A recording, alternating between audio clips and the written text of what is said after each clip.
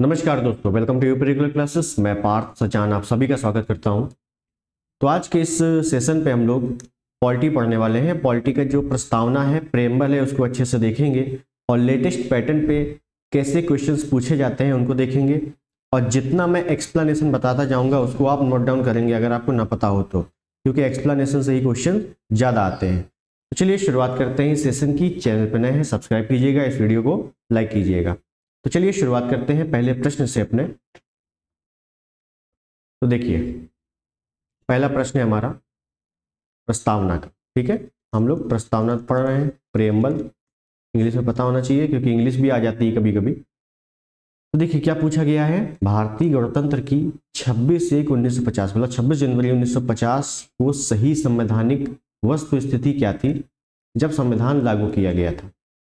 मतलब हमें 4 ऑप्शन दिए हैं, बताया पूछा ये जा रहा है कि भैया जब संविधान लागू हुआ था तब इनमें से क्या था भारत में, भारत के संविधान में क्या था।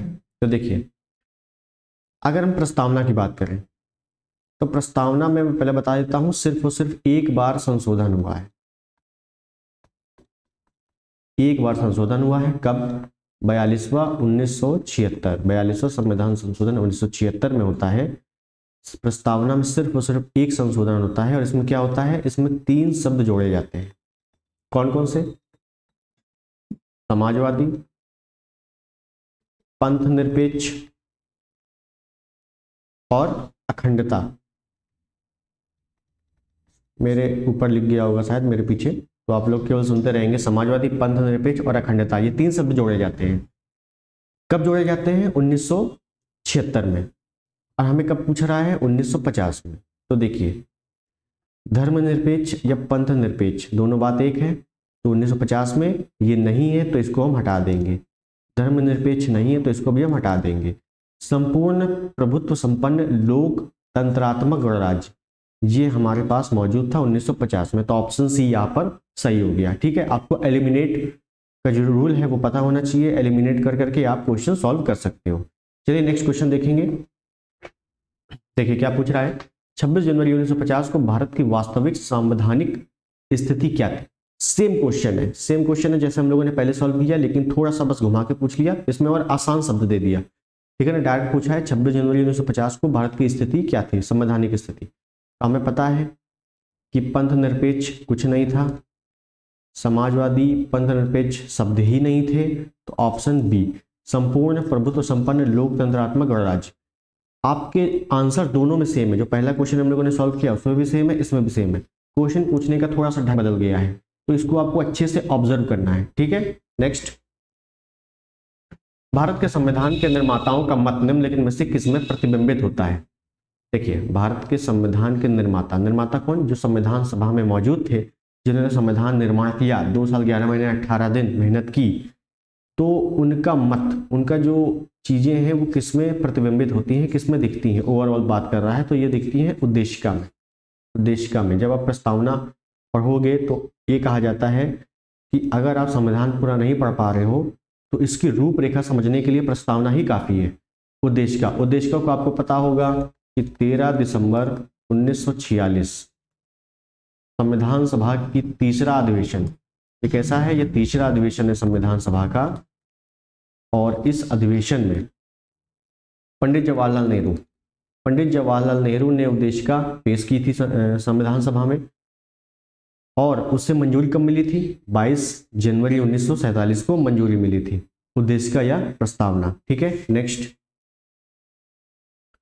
भारत के संविधान की प्रस्तावना में कितने प्रकार के न्याय, स्वतंत्रता, समानता एवं भारतत्व का उसी क्रम में उल्लेख किया गया है? देखिए थोड़ा सा अच्छा क्वेश्चन है ये, इसको इंपॉर्टेंट की लिस्ट में जरूर डालिए। और इस क्वेश्चन से आपके कई सारे क्वेश्चन बनेंगे। देखिए क्या पूछा है, प्रस्तावना में या उद्देशिका में कितने प्रकार के न्याय, स्वतंत्रता, समानता और भारतत्व का उसी क्रम में उल्लेख किया गया है। मतलब कितने प्रकार के न्याय है पहले हमें पता होना चाहिए। तो अगर हम न्याय की बात करें, तो न्याय है 3 प्रकार के। कौन कौन से? सामाजिक, आर्थिक और राजनैतिक न्याय। सामाजिक, आर्थिक, राजनैतिक न्याय की बात की गई है प्रस्तावना में। और ये न्याय कहाँ से लिए गए हैं? तो रूस से लिए गए हैं। रूस की क्रांति जब होती है तो उसमें इन 3 प्रकार के न्याय की बात की जाती है। तो भारत का जो संविधान निर्माण होता है तो उसमें तीनों प्रकार के न्याय रूस से लिए जाते हैं। ठीक है। दूसरी चीज ये है सामाजिक आर्थिक राजनीतिक न्याय की बात कहाँ कहाँ की गई है। तो पहली चीज हम लोगों ने देखा कि प्रस्तावना में पूछ रहा है तो मतलब प्रस्तावना में की गई है, और आपका ये तीनों न्याय की बात आर्टिकल 38 में की गई है। आर्टिकल 38 जैसे ही हम लोग पढ़ेंगे तो कहाँ पढ़ेंगे, डीपीएसपी, राज्य के नीति निर्देशक तत्व। तो ये दो ही जगह में न्याय की बात की गई है। आपसे पूछा जाएगा कि न्याय की बात निम्नलिखित में से किन किन जगहों पर की गई है, तो प्रस्तावना और राज्य के नीति निर्देशक तत्वों में। ठीक है। तो हमें पता चल गया भैया न्याय कितने हैं, 3 प्रकार के हैं। तो 3 ऑप्शन में पहले नंबर पे ए ही में मिल रहा है, तो ऑप्शन ए आपका सही है। ठीक। तो आपको पहला पता होगा, आपके क्वेश्चन सही हो जाएंगे। लेकिन बाकी चीजें भी आपको पता होनी चाहिए, जैसे स्वतंत्रता। स्वतंत्रता की बात करें तो जाहिर सी बात है ये 5 लिखा हुआ है, तो 5 प्रकार की स्वतंत्रता है। कौन कौन सा, विचार, अभिव्यक्ति, विश्वास, धर्म, उपासना।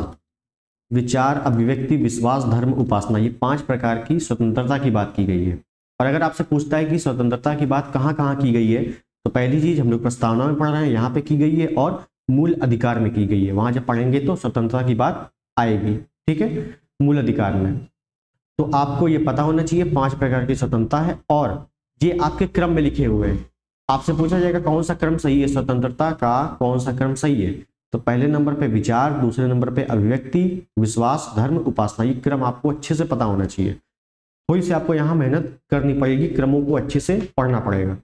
भाई अगर आपसे बोला जाए कि आप कुचिपुड़ी डांस कीजिए, तो आप कहोगे भैया कुचिपुड़ी डांस हमें पता ही नहीं है, या हमें स्टेप नहीं आता, हमें उससे रूल नहीं आते हैं, हमने कभी देखा नहीं है, तो हम कैसे करते हैं।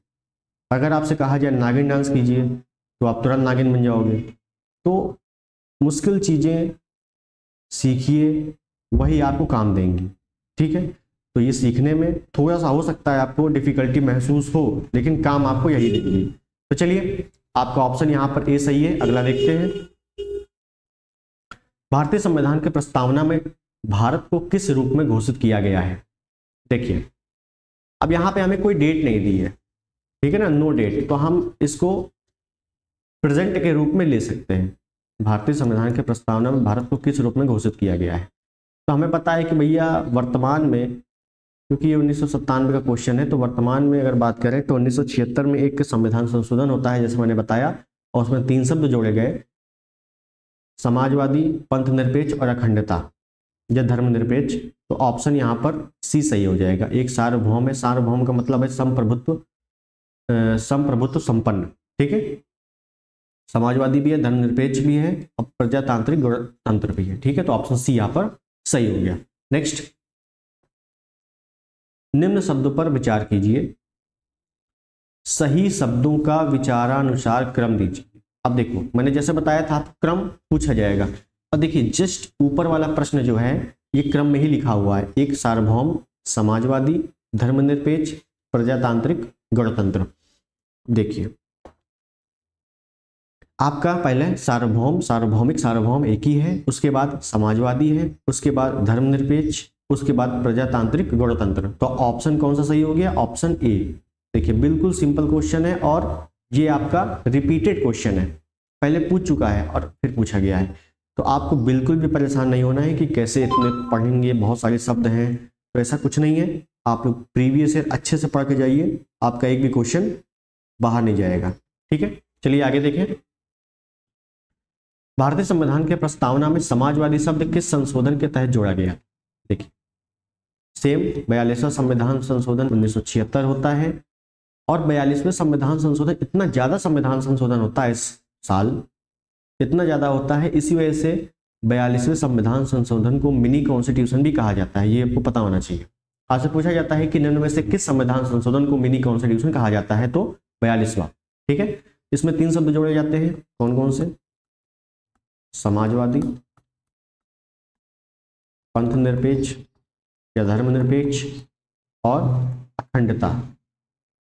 एक चीज और, पहले 85 शब्द थे, ये 3 जोड़ दिए गए, क्योंकि एक ही संविधान संशोधन हुआ है, तो वर्तमान में प्रस्तावना में कितने शब्द हैं? 88 शब्द हैं, ये आपको पता होना चाहिए। ठीक है, तो कौन सा संविधान संशोधन है? तो ऑप्शन ए 42वां। नेक्स्ट, निम्नांकित में कौन सा 42वें संविधान संशोधन के माध्यम से भारत के संविधान के प्रस्तावना में जोड़ा गया था? क्या जोड़ा गया था? समाजवादी, पंथनिरपेक्ष और अखंडता। तो अखंडता नहीं है, सी ऑप्शन हम सही कर देंगे। ठीक है ना, तो ये दो आपके जोड़े गए हैं ऑप्शन के अनुसार। ठीक, नेक्स्ट, भारतीय संविधान के प्रस्तावना में धर्मनिरपेक्ष व समाजवादी शब्द जोड़े गए थे, किस संविधान संशोधन द्वारा जोड़े गए थे? तो एक ही संविधान संशोधन होता है, 42वां। ठीक है, नेक्स्ट देखिए, निम्नलिखित में कौन भारत को धर्मनिरपेक्ष राज्य वर्णन करता है? धर्मनिरपेक्ष, जैसा कि मैंने बताया, कब जोड़ा गया? 42वां 1976 के तहत। किस में जोड़ा गया? प्रस्तावना में जोड़ा गया, प्रस्तावना या उद्देशिका में जोड़ा गया। तो ऑप्शन आपका बी सही हो जाएगा, संविधान की प्रस्तावना। ठीक है, अगला देखेंगे।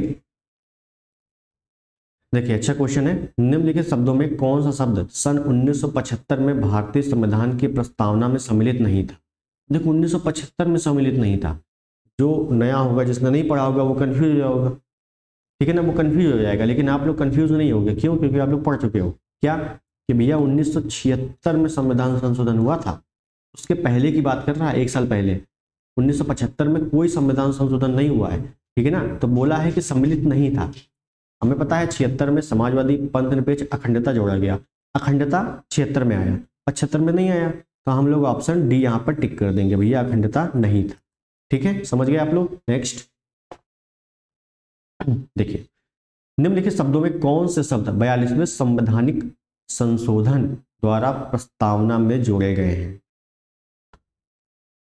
3 ही जोड़े गए हैं, समाजवादी, पंथनिरपेक्ष, अखंडता। तो समाजवादी है, पंथनिरपेक्ष है, अखंडता नहीं है। तो पहला और तीसरा, मतलब ऑप्शन बी आपका सही है। ठीक है ना, देखिए मेंस में आया हुआ है, बहुत अच्छा क्वेश्चन है। ठीक है, नेक्स्ट देखिए, संविधान की उद्देशिका के संबंध में निम्न कथनों पर विचार करिए और दिए गए कूट की सहायता से बताइए इनमें से कौन सही है। तो पहले देखिए क्या है, पंडित नेहरू द्वारा प्रस्तुत ऑब्जेक्टिव प्रस्ताव अंतगोत्वा उद्देशिका बना, जो कि बिल्कुल सही है, क्योंकि 13 दिसंबर 1946 को इन्होंने ही पेश किया था और इनके माध्यम से ही पास हुआ था। तो पंडित नेहरू का जो प्रस्ताव था वो उद्देशिका बना, बिल्कुल सही है। इसकी प्रकृति न्याय योग्य नहीं है। अच्छा, आगे देखते हैं। आगे है, इसका संशोधन नहीं किया जा सकता, जो कि आपका बिल्कुल गलत है। क्यों गलत है? क्योंकि जब हम लोग आगे वाद पढ़ेंगे, कुछ प्रमुख वाद आते हैं, तो कई वाद होते हैं, तो जो अंतिम वाद आता है या बाद में आता है, तो उसमें यह कहा गया कि भैया प्रस्तावना संविधान का अंग है और इसमें संशोधन भी किया जा सकता है। तो ये आपका बिल्कुल गलत हो गया, तीसरा आपका बिल्कुल गलत हो गया। ठीक है ना, तो देखो तीसरा इसमें है, तीसरा इसमें है, इसको काट दो। ठीक है, उसके बाद देखो, संविधान के विशिष्ट प्रावधानों को यह रद्द नहीं कर सकता, जो कि बिल्कुल सही है, ये रद्द नहीं कर सकता। तो हमारा कौन सा सही है? पहला और चौथा। दूसरे के बारे में, इसकी प्रकृति न्याय योग्य नहीं है, बिल्कुल सही। इसमें कोई भी न्याय की बात, न्याय नहीं दे सकता। ये न्याय की बात की गई है, सामाजिक, आर्थिक, राजनीतिक, लेकिन न्याय की बात डीपीएसपी में भी की गई है, लेकिन ये न्याय योग्य नहीं है, मतलब अपराध करोगे तो इसके तहत हम नहीं जा सकते, ऐसा कुछ। ठीक है, तो हमारा कौन सा सही हो गया? ऑप्शन बी, पहला, दूसरा और चौथा। नेक्स्ट, भारतीय संविधान की उद्देशिका में संशोधन किया गया था, कब? तो 42वां, ये ऑप्शन सी 42वां। ठीक है ना, हिंदी में लिख के आ गया है 42वां। ठीक, नेक्स्ट, समाजवादी शब्द उद्देशिका में जोड़ा गया, तो एक ही संविधान संशोधन होता है और 42वां समाजवादी, पंथनिरपेक्ष और अखंडता 3 शब्द जोड़े जाते हैं। भारतीय संविधान के प्रस्तावना में समाजवादी शब्द जोड़ा गया, देखिए कई बार आ चुका है ये प्रश्न, रिपीटेड है और गारंटी और बिल्कुल पॉसिबिलिटी है कि आने वाले एग्जाम में भी ऐसे प्रश्न पूछे जाते हैं। ठीक है, 26 नवंबर 1949 को अंगीकृत भारतीय संविधान के प्रस्तावना में शब्द सम्मिलित नहीं थे। इंपॉर्टेंट क्वेश्चन, 26 नवंबर 1949 को अंगीकृत हुआ क्या? भारतीय संविधान। भारतीय संविधान में ही प्रस्तावना है, तो प्रस्तावना का अंगीकरण भी कब हुआ? 26 नवंबर 1949 को हुआ। तो प्रस्तावना में कौन से शब्द नहीं थे? पंथनिरपेक्ष नहीं था, समाजवादी नहीं था, अखंडता नहीं था, क्योंकि ये तीनों शब्द 1976 में जोड़े गए हैं। तो पहला, दूसरा, तीसरा, तो ऑप्शन ए, पहला दूसरा तीसरा ये नहीं थे सब। ठीक है, नेक्स्ट पंथ निरपेक्ष शब्द जोड़ा गया है तो ऑप्शन बी 42वां। देखिए भारत के संविधान के आमुख का लक्ष्य उसके सभी नागरिकों के लिए सुनिश्चित करना है समाजवादी तथा आर्थिक न्याय, विचार तथा अभिव्यक्ति की स्वतंत्रता, अवसर की समानता, व्यक्ति की प्रतिष्ठा। तो हमें बताना है कौन सा सही है। देखिए हमने पढ़ा है भैया न्याय कितने हैं, न्याय है 3, सामाजिक, आर्थिक और राजनीतिक। तो पहला आपका बिल्कुल सही है क्योंकि सामाजिक और आर्थिक न्याय है। विचार अभिव्यक्ति की स्वतंत्रता, हमने पढ़ा है स्वतंत्रता भैया है 5, विचार अभिव्यक्ति विश्वास धर्म उपासना, जो कि बिल्कुल सही है। हमने पढ़ा है समानता है 2, कौन कौन सी समानता हम लोगों ने नहीं पढ़ी थी ना, समानता बता देता हूं कौन कौन सी है। समानता है 2, अवसर की समानता और प्रतिष्ठा की समानता, ये 2 प्रकार की समानताओं का उल्लेख किया गया है, अवसर की समानता और प्रतिष्ठा की समानता। तो अवसर की समानता है बिल्कुल सही, व्यक्ति की प्रतिष्ठा बिल्कुल सही, ये भी चारों सही है। तो आपका ऑप्शन डी यहां पर सही हो गया सभी चारों। ठीक है, नेक्स्ट देखिए क्या बोल रहा है, नीचे दिए गए कथन दिए गए हैं, कथन 1 2 कारण और कथन है, तो उसको हमें देखना है। देखो कथन पर देखते हैं हम लोग, स्टेटमेंट देखते हैं। भारत एक संपूर्ण प्रभुत्व संपन्न समाजवादी धर्मनिरपेक्ष लोकतंत्रात्मक गणराज्य, जो कि बिल्कुल सही है। इसे 42वें संविधान संशोधन 1976 द्वारा संपूर्ण प्रभुत्व संपन्न लोकतंत्रात्मक गणराज्य के स्थान पर प्रतिस्थापित किया गया। किसे? धर्मनिरपेक्ष लोकतंत्रात्मक गणराज्य को, सामाजिक और धर्मनिरपेक्ष को, जो कि बिल्कुल सही है क्योंकि एक ही संविधान संशोधन हुआ है, उसी में चेंजमेंट किया गया है। तो आपका ए और आर दोनों सही है और आर एक ही सही व्याख्या करता है, तो आपका ऑप्शन ए सही हो गया। ठीक है, नेक्स्ट भारत में लौकिक सार्वभौमिक है क्योंकि संविधान की प्रस्तावना आरंभ होती है। संविधान की प्रस्तावना की शुरुआत कहाँ से होती है? हम भारत के लोग भारत के लिए, हम भारत के लोग शब्दों से, ऑप्शन डी। प्रस्तावना आपको पूरा पढ़ने की आवश्यकता नहीं है, जो भी शब्द है उनका क्रम पढ़िए, जो पहली की लाइन है वो पढ़िए, आपका उतने ही क्वेश्चन पूछा जाता है। ठीक है, अगला हम भारत के लोग, we the people of India शब्दों का प्रयोग भारतीय संविधान में कहाँ किया गया है? तो जैसे कि हम लोगों ने पीछे देखा, हम भारत के लोग भारत के लिए प्रस्तावना में किया गया है, तो आपका संविधान की प्रस्तावना, ऑप्शन डी। ठीक है, नेक्स्ट सभी व्यक्ति पूर्णता और समान रूप से मानव है, यह सिद्धांत जाना जाता है। सार्वभौमिकता, सार्वभौमिकता का मतलब ही होता है संपूर्ण प्रभुत्व संपन्न। ठीक है, संपूर्ण प्रभुत्व संपन्न इसका मतलब ही होता है, तो सार्वभौमिकता में ये जाना जाता है। ठीक है, नेक्स्ट निम्नलिखित में से कौन सा शब्द भारतीय संविधान की प्रस्तावना में उल्लिखित नहीं है? तो देखो संघीय शब्द कहीं, ये जो है आपका पूरे संविधान में कहीं नहीं है, पूरे संविधान में कहीं नहीं है। क्या है भैया संघीय की जगह? केवल और केवल संघ का प्रयोग किया गया है, और वो भी आर्टिकल 1 में। आर्टिकल 1 में केवल और केवल संघ का प्रयोग किया गया है, संघीय शब्द कहीं नहीं है, तो ऑप्शन डी यहाँ पर सही हो गया। ठीक है, अगला निम्नलिखित में से कौन सा शब्द भारत के संविधान की उद्देशिका में नहीं है?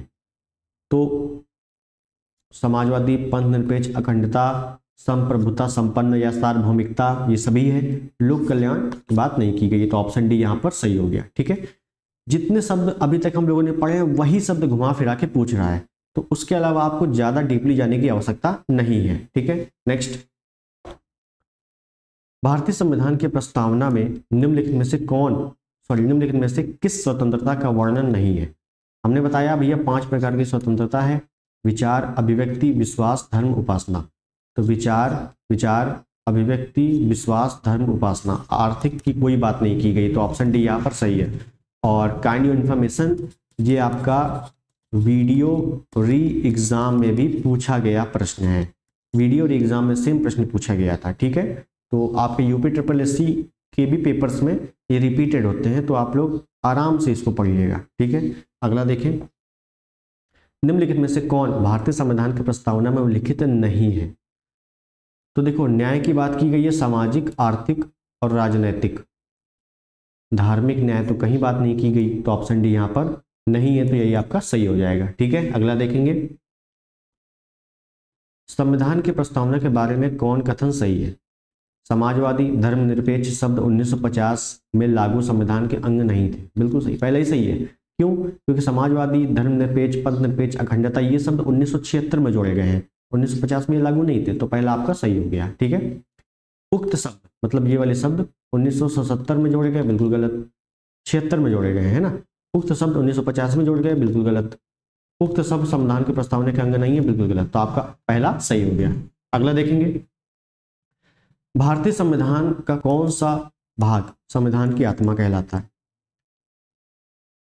देख रहे हो कितनी बार पूछा गया है। अब समझो, अगर आपसे पूछा जाए संविधान की आत्मा किसे कहते हैं, तो आप करोगे उद्देशिका या प्रस्तावना।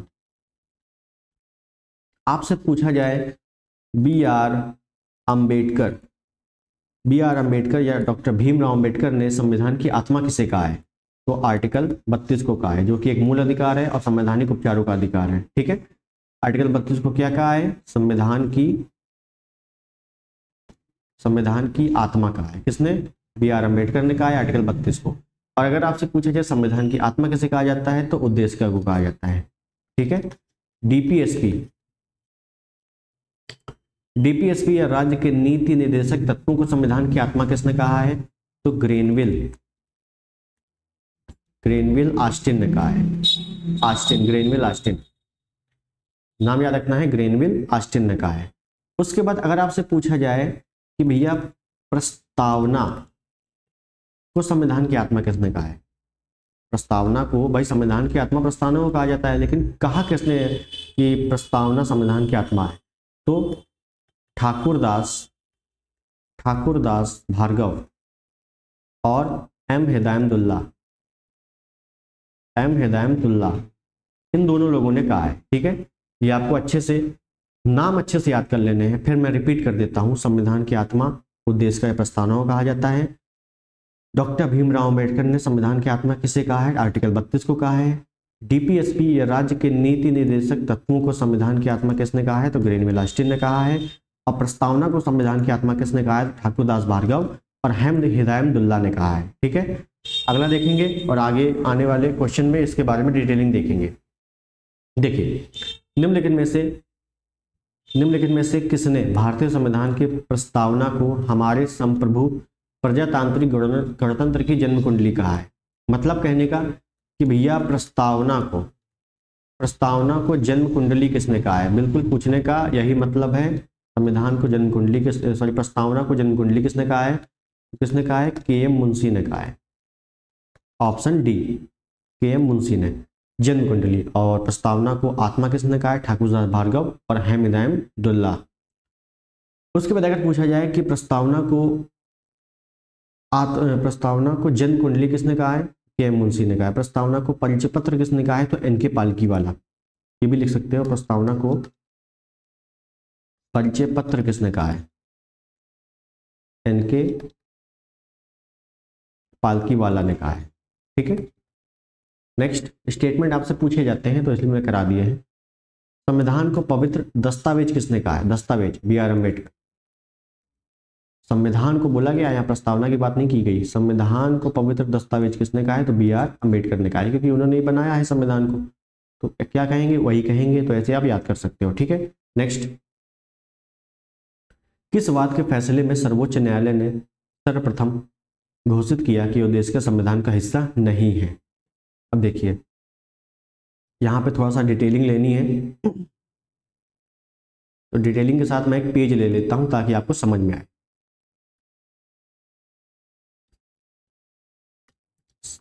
प्रस्तावना के पास होते ही कई सारे वाद आते हैं, तो प्रमुख वादों को अपने को पढ़ना है। जैसे पहला वाद बेरूवाड़ी वाद, कब आता है, 1960 में।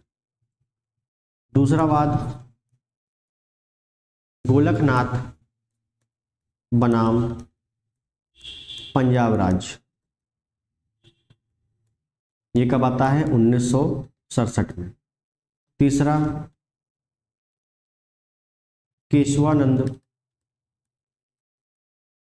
भारती बनाम केरल राज्य। ये कब आता है? 1973। अब इन वादों को मैं डिटेल में बता रहा हूँ, आप लोग नोट करेंगे अगर आपको ना पता हो तो, ठीक है। तो बेरुवाड़ी वाद में क्या कहा गया? बेरुवाड़ी वाद में ये कहा गया कि भैया प्रस्तावना संविधान का अंग नहीं है, और जब संविधान का अंग नहीं है तो इसमें हम कोई भी परिवर्तन भी नहीं कर सकते। प्रश्न पढ़िए, किस वाद के फैसले में सर्वोच्च न्यायालय ने सर्वप्रथम घोषित किया कि यह देश का संविधान का हिस्सा नहीं है या संविधान का अंग नहीं है? तो बेरुवाड़ी वाद। क्यों? अभी मैंने बताया संविधान, प्रस्तावना संविधान का अंग नहीं है, अब चूंकि अंग नहीं है तो इसमें हम परिवर्तन भी नहीं कर सकते।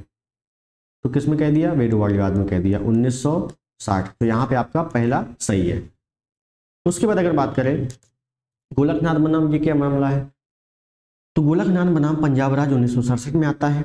इसमें कहा गया कि प्रस्तावना संविधान का अंग नहीं है, इसमें हम परिवर्तन भी नहीं कर सकते, लेकिन संविधान की व्याख्या करते समय हम उद्देशिका या प्रस्तावना को सहारा के रूप में ले सकते हैं। समझ में आई बात?